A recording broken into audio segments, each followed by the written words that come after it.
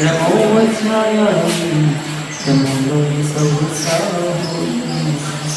जब भगवान श्री भगवान की परम पूजा चलो श्री राक्षस जी महाराज की जय। अहिंसा में स्थिति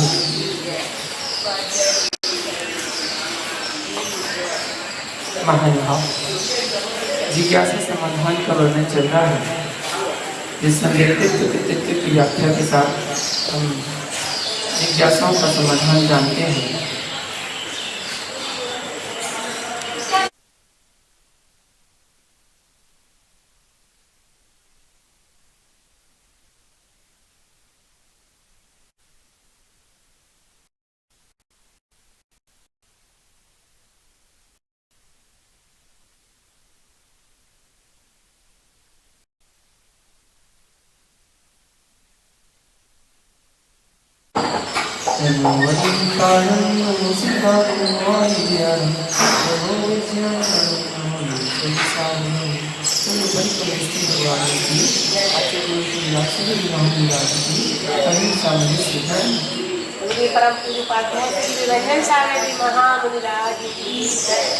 महानुभाव जिज्ञासा समाधान का वर्णन चल रहा है, जिसमें व्यक्तित्व कृतित्व के माध्यम से हम कर्णानियों की जिज्ञासाओं का समाधान यहाँ पर जानते हैं।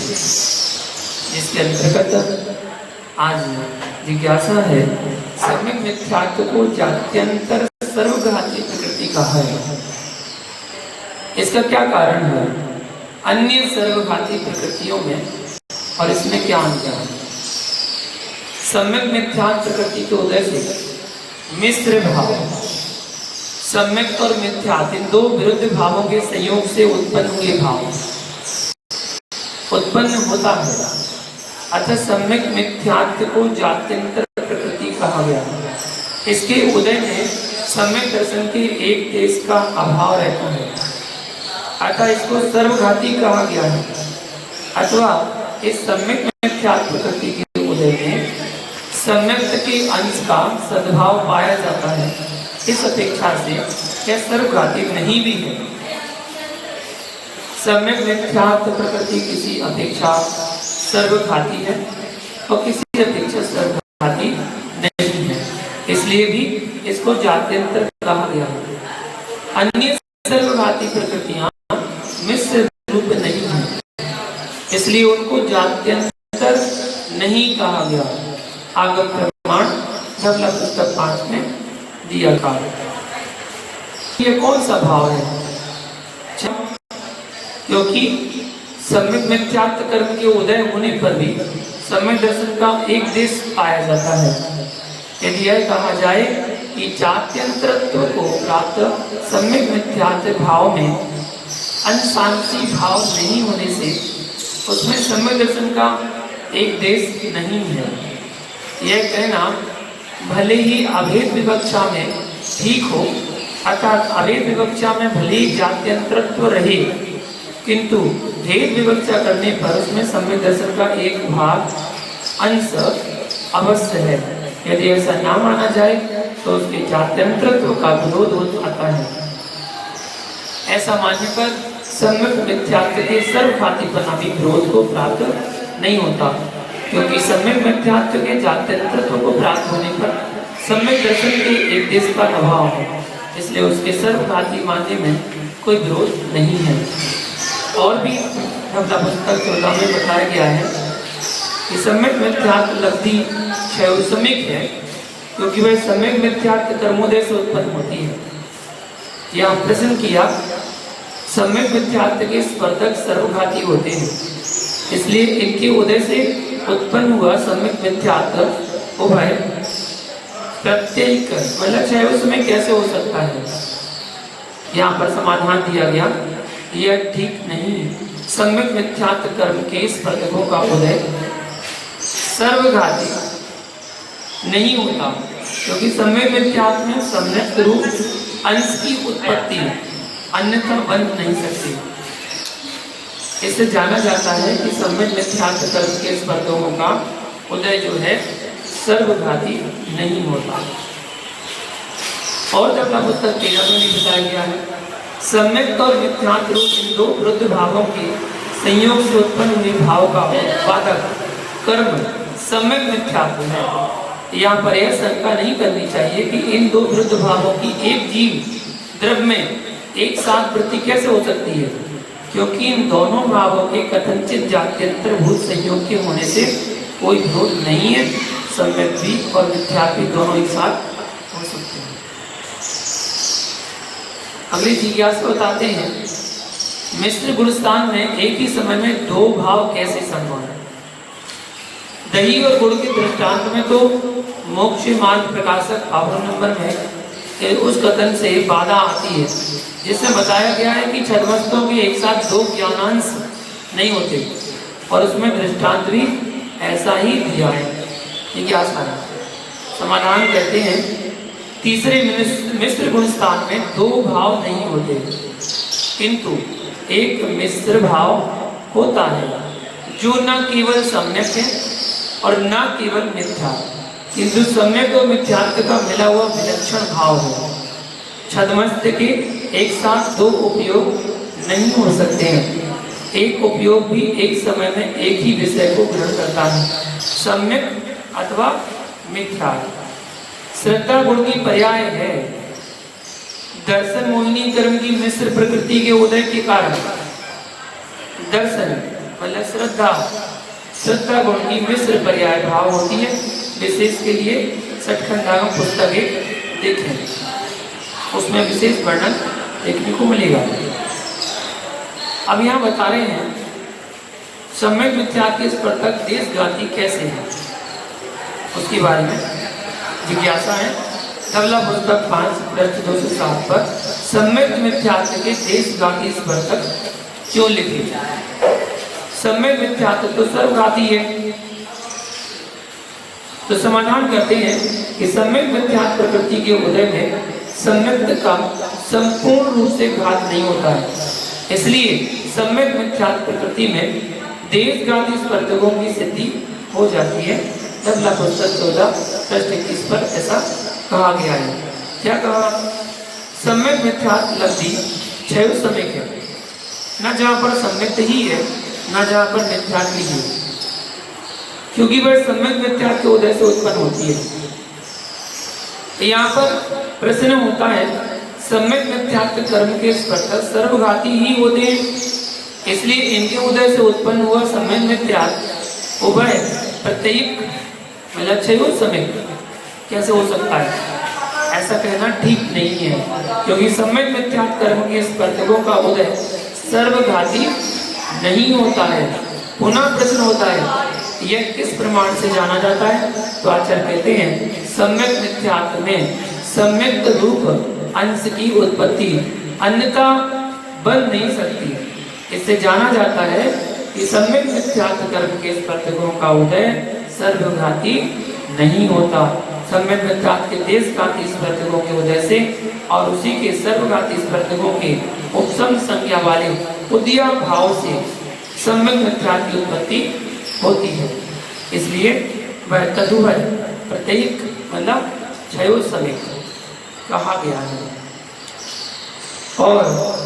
और भी प्रमाण बताते हुए तबला पुस्तक 5 पृष्ठ 198 में बताया है कि सम्यक मिथ्या दृष्टि ये कौन सा भाव है? तो क्षयो सम्यक भाव है।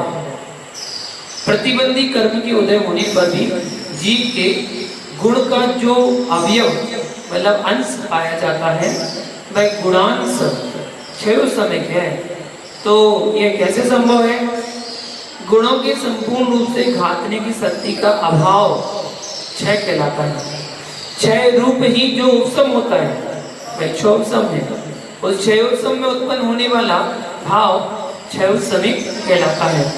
यहाँ पर जिज्ञासा होती है, शंका होती है कि सम्यक मिथ्यात्व कर्म के उदय रहते हुए सम्यक की कणिका भी अवशिष्ट नहीं रहती है, अन्यथा सम्यक मिथ्यात्व कर्म के सर्वघातीपन बन नहीं सकता।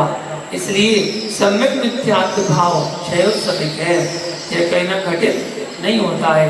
इस शंका का परिहार करते हैं, सम्यक मिथ्यात्व कर्मोदय होने पर श्रद्धान अश्रद्धानात्मक और कथनचित करनचित अर्थात सबलित या मिश्रित जीव परिणाम उत्पन्न होता है, उसमें जो श्रद्धानांश है वह सम्मित का अवयव है तथा सम्मित मिथ्या कर्म का उदय इस श्रद्धानांश को इष्ट नहीं करता है। इसलिए सम्मित मिथ्या भाव कैसा है? क्षय समिक है। यह बता रहे हैं जिज्ञासा के साथ कि मिश्र गुण स्थान में कार्बन का योग क्यों नहीं है? मिश्र गुण स्थान में कार्बन का योग कैसे नहीं है उसकी व्याख्या करते हैं। मिश्र गुण स्थान में नियम से पर्याप्तक होते हैं क्योंकि तीसरे गुण स्थान के साथ मरण का अभाव है तथा अपर्याप्त काल में भी सम्यक मिथ्या तीसरे मिश्र गुण स्थान की उत्पत्ति नहीं होती। अगला पुस्तक 1 पृष्ठ 335 में बताया है कार्बन का योग अपर्याप्त अवस्था में होता है। अगला पुस्तक 1 पृष्ठ 334 पर कहा है इसका समाधान, अतः कार्बन का योग में मिश्र गुण स्थान नहीं होता है। अगली जिज्ञासा करते हैं कि सम्यक दृष्टि सम्यक मिथ्या दृष्टि जीव उपसम सम्मित नहीं पाता। जिज्ञासा है मिथ्यात्व में प्रथमोपसम सम्मित होकर अंतर्मोद पश्चात गिरकर मिश्र प्रकृति के उदय से तीसरे गुण स्थान में अंतर्मोद काल तक रहकर क्या पुनः प्रथमोपसम सम्मित प्राप्त हो सकता है? तो प्रथमोपसम सम्मित के लिए नियम है कि उससे अनंतर पूर्व मिथ्यात्व गुण स्थान होना चाहिए। श्री 108 गणधर आचार्य ने कसाय पावड़ सूत्र में गुणधर आचार्य ने कसाय पावड़ में कहा है सम्मत पड़म लंबस सारणंतरम पचदो या विचतम लंबस अपड़मस दो भजियभो पचदो बोधि। और जय धवला टीका पुस्तक 12 में कहा है, यहाँ पर यह बताया गया है कि प्रथमोपसम सम्मित के अनंतर पूर्व नियम से मिथ्यात्व होगा।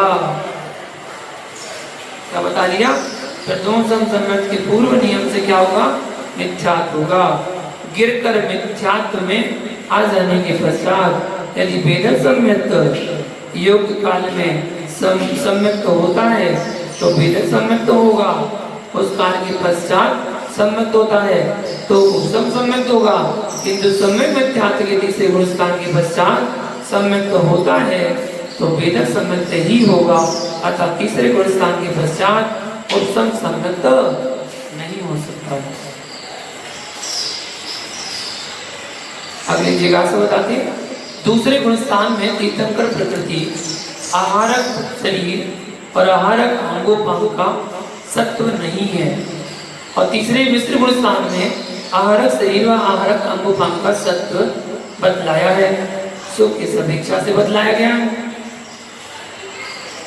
तीर्थंकर प्रकृति का बंध किसको होगा? समय दृष्टि के होता है, ठीक है। और इस प्रकृति का बंध प्रारंभ होने के पश्चात वह जीव मिथ्यात्व को प्राप्त नहीं होता, अर्थात समय दृष्टि ही बना रहता है, ऐसा नियम है। यदि तीर्थंकर प्रकृति से पूर्व उस जीव ने दूसरे या तीसरे नरक की आयु का बंध कर लिया है तो ऐसा जीव दूसरे या तीसरे नरक में उत्पन्न होने से एक अंतर मुहूर्त पूर्व और उत्पन्न होने के एक अंतर मुहूर्त पश्चात तक मिथ्या दृष्टि होता है। केवल ऐसे जीव के मिथ्यात्व गुण स्थान में तीर्थंकर प्रकृति का सत्व पाया जाता है।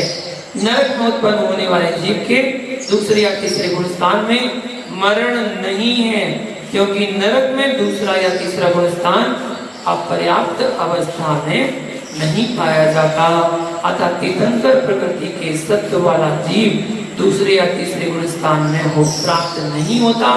यही कारण है कि दूसरे व तीसरे गुण स्थान में तीर्थंकर प्रकृति के सत्व का निषेध किया है। प्रथमोपसम सम्यक्त से गिरकर ही दूसरे गुण स्थान को जाता है।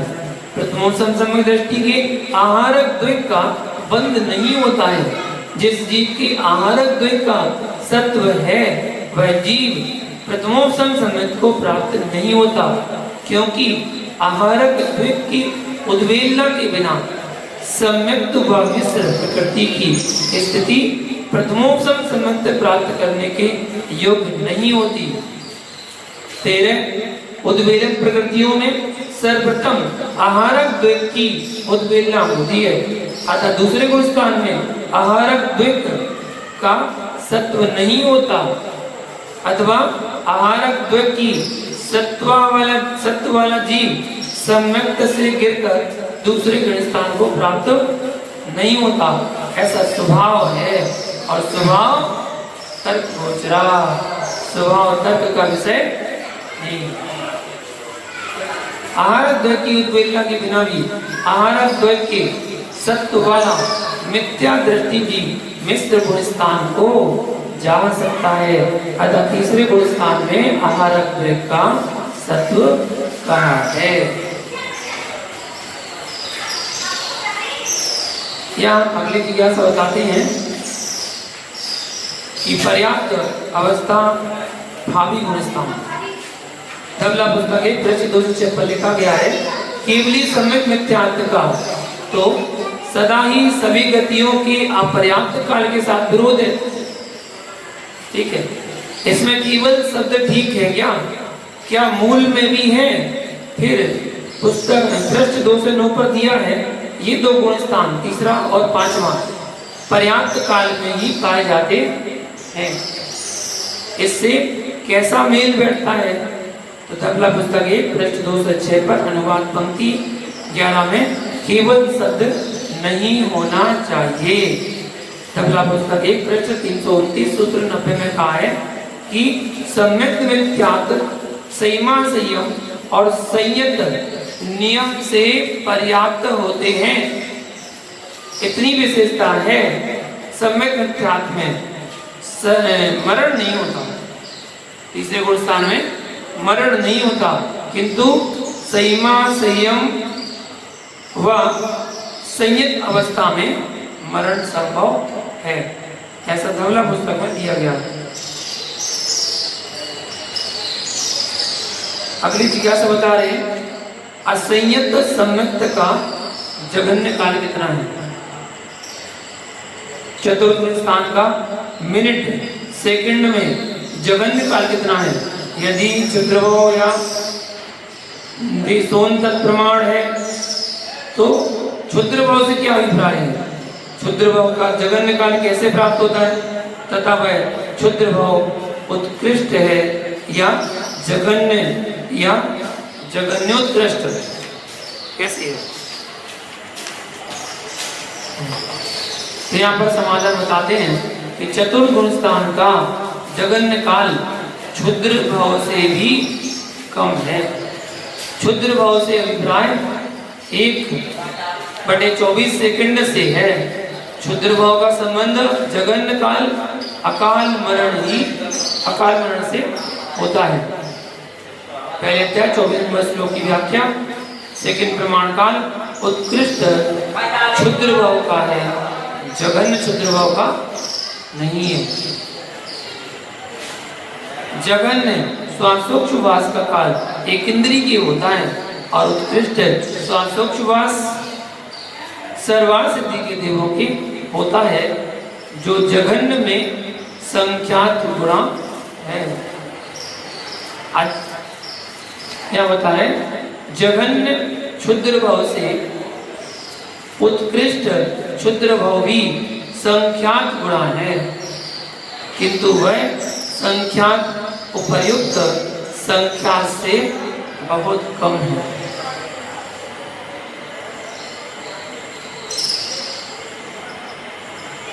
या जिज्ञासा करते हैं कि धवला पुस्तक 7 पृष्ठ 181 सूत्र 198 मिथ्यात्व से या भेदक सम्यक से सम्यक मिथ्यात्व में जाकर क्या अनादि मिथ्या दृष्टि भी सीधा सम्यक मिथ्यात्व में जा सकता है?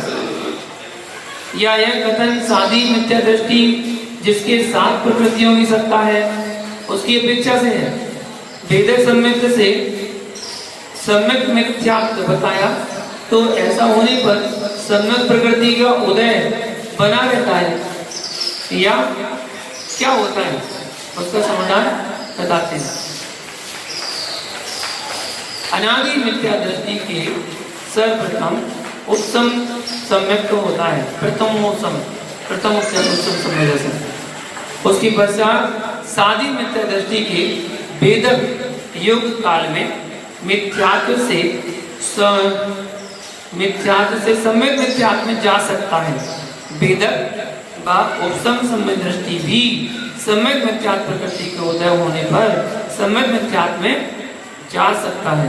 सम्यक मिथ्यात्व के काल में सम्यक प्रकृति का स्थूल संक्रमण होकर मिश्र प्रकृति रूप उदय में आती है और उपसम सम्यक काल में सम्यक प्रकृति का उपसम होता है।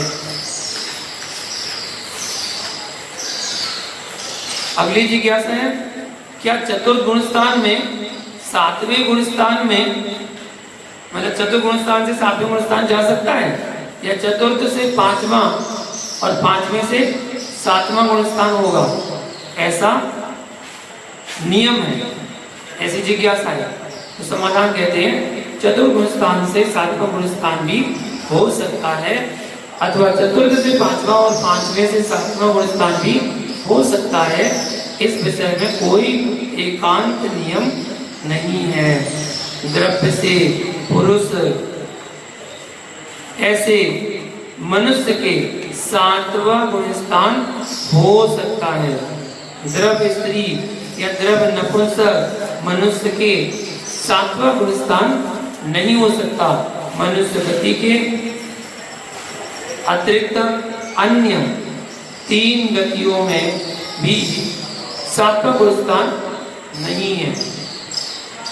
अतः इस मनुष्य पर्याय की सफलता संयम धारण करने से ही है और कुछ नहीं। अब यहाँ बंध के बारे में बता रहे हैं कि प्रायोग लब्धि में 34 बंधाओं पर होते हैं जिनमें नरक आयु आदि प्रकृतियों की बंध विच्छति हो जाती है। समय दर्शन हो जाने पर क्या चौथे गुण स्थान में प्रकृतियों का पुनः बंध होने लगता है या नहीं? तो उन प्रकृतियों में से देवायु, अस्थिर, अशोक, अयस, अरति, शोक और अशांता वेदनीय, इन प्रकृतियों का पुनः उत्बंध होने लगता है। 34 बंधापसरण का कथन कर्म भूमिया मनुष्य वंश की अपेक्षा से है।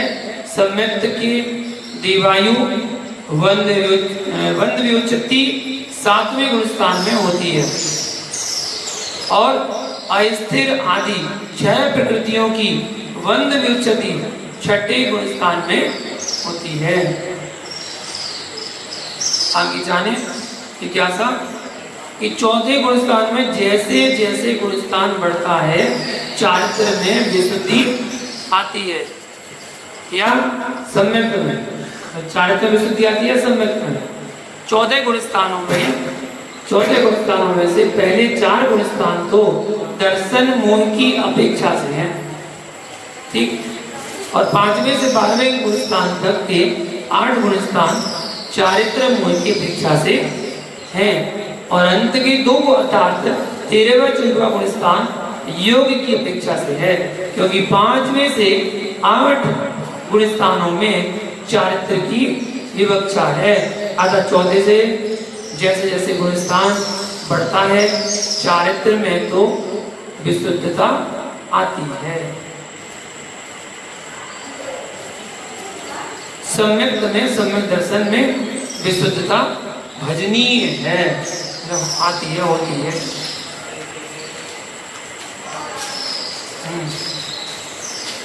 असंयत सम्यक्ति के नित्य निर्जरा नहीं होती। क्या चतुर्गुण स्थान में नित्य प्रति समय निर्जरा गुण श्रेणी निर्जरा होती रहती है? मेरे ख्याल से तो ऐसा होना असंभव है। पर पंचाध्यायी में तो चतुर्गुण स्थान वर्ती की निरंतर निर्जरा बताइए। तो समाधान करते हैं पंचाध्यायी अनार्स ग्रंथ है।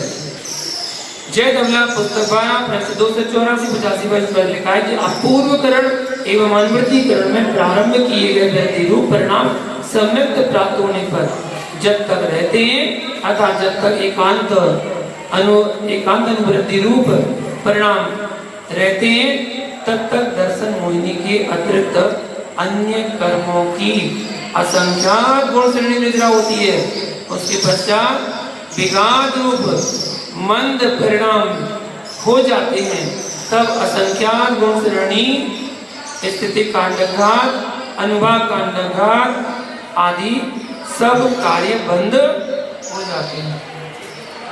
यदि चतुर्भुज कालप्रति समय नित्य असंख्यात गुण श्रेणी होने लगे तो 33 सागर की आयु वाले देव व नार की सम्यक दृष्टि के तो संपूर्ण कर्म निर्जरा को प्राप्त हो जाने चाहिए, ऐसा बताया। तो श्री पंडित माणिकचंद जी कौंद्रे न्यायाचार कहते थे कि करना योग समझना लोहे के चने चबाना बराबर।